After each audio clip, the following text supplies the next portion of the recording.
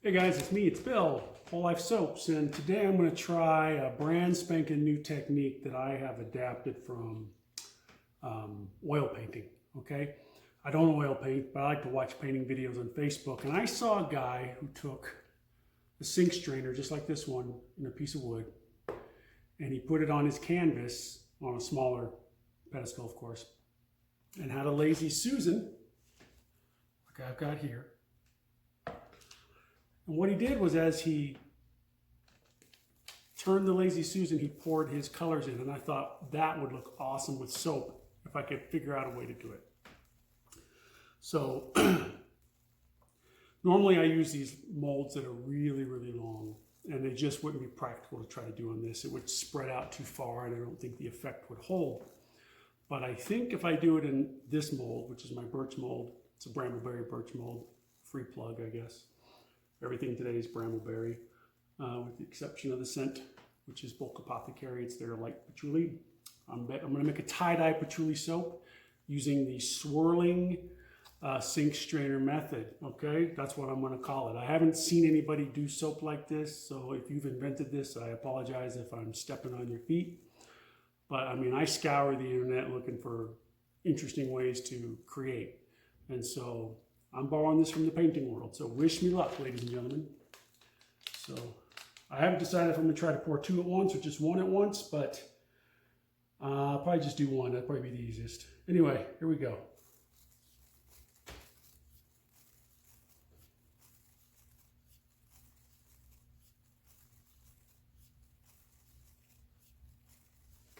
Maybe I'll try two.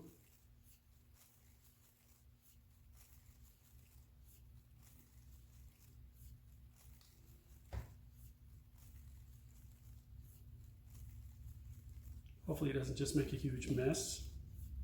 But you never know what you're going to get, right? Until you try something. The centrifugal force will also pull the soap out.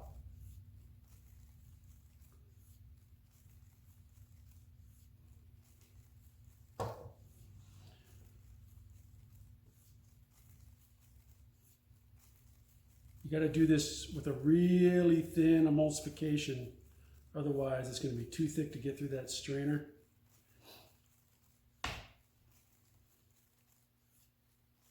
Woo-hoo.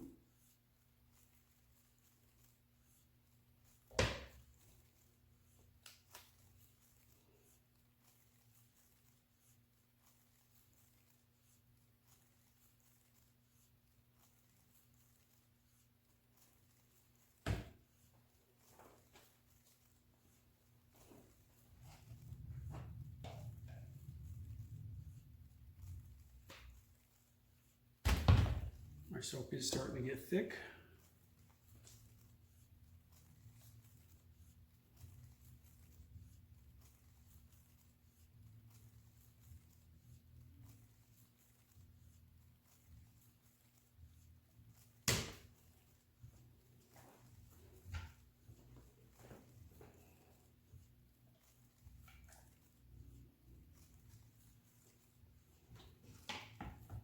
I don't know about you, but if I was watching this at home, I'd be totally hypnotized by this spinning thing. Got a little too full here.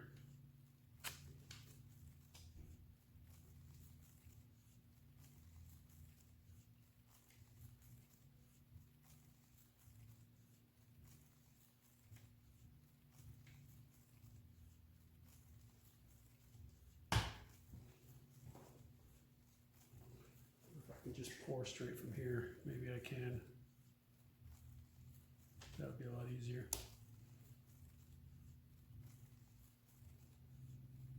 A little less controlled.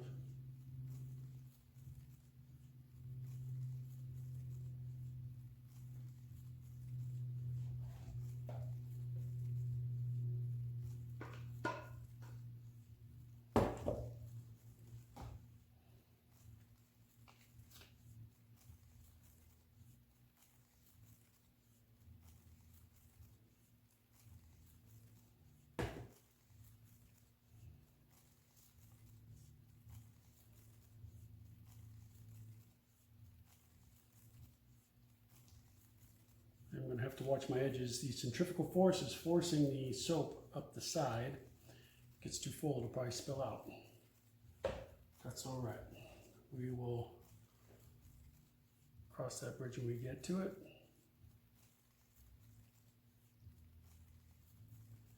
People love their patchouli, man.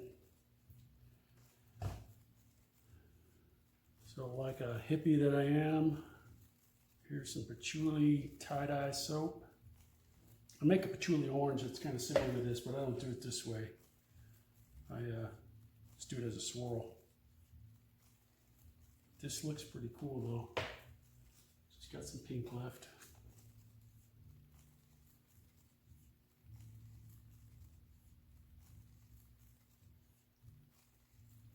I know that people do column pours without a Lazy Susan, so spatula. I want to get the rest of this out. I don't want any to go to waste. Just going to mix it all together.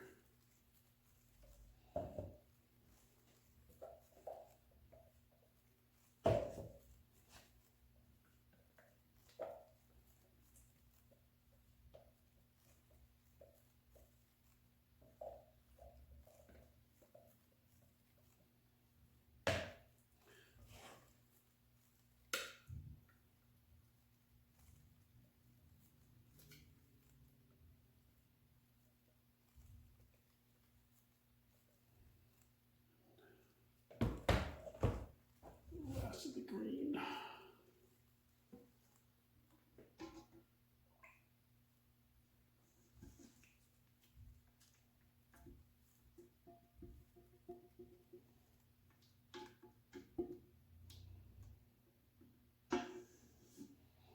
All right, last bit of it. Here we go. You see it's getting thick inside the strainer, so we're going to try to force that down in there. There it goes. Good. This top layer will just be kind of everything mixed together. It's making me dizzy. Watch it.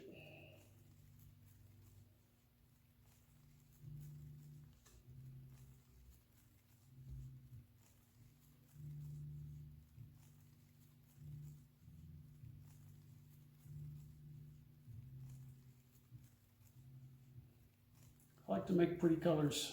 We'll see how this turns out in about 24 hours.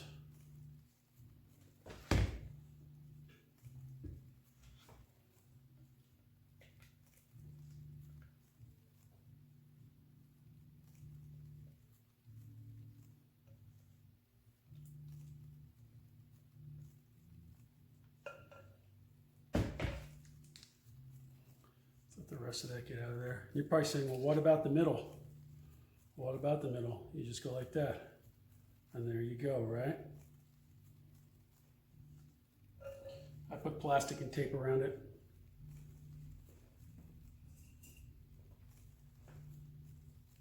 And then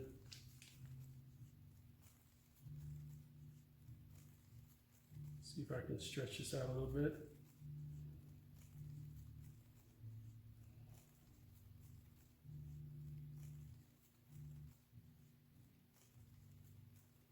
See if I can make some interesting swirls with it like this.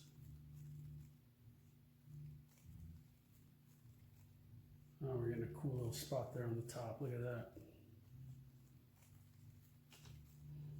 Just gotta be careful not to push too hard on your Lazy Susan. You don't want to knock your mold off and make a big mess. I did that earlier today. I was making a pointy layer soap.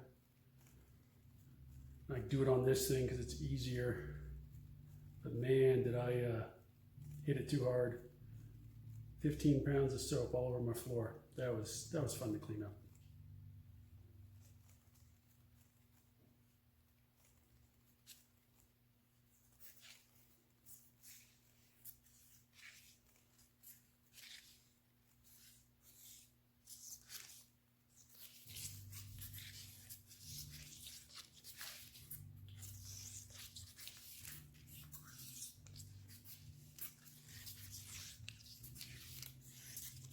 I'm just pulling it around a little bit. My work table's a little uneven. The soap will even out when I move it to a flatter surface. So I think I'm gonna spin that just a little bit more because I like the way this is forming up. But you know, it's like anything else, you overdo it and you screw it up. I'm just taking from the center and kind of doing a little arch out. And that's how I'm kind of getting this to work. If you want to do a bigger arch, you can. And then that way you can get the entire thing to take on this swirl, right? Just start from the center, whatever you do, and it'll pull itself around. Looks like there's a dragon in the middle right now. That's pretty sweet. I feel like that dude from the 70s, that Bob guy, the painter. Some pretty colors. Make your life good.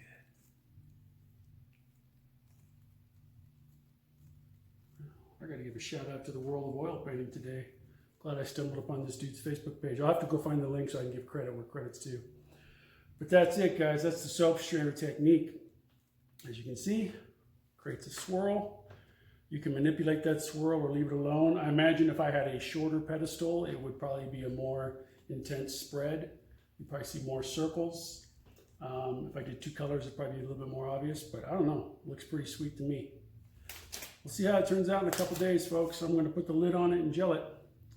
Anyway, it's Bill, Whole Life Soaps. It's my patchouli tie-dye experiment. See you in a couple days.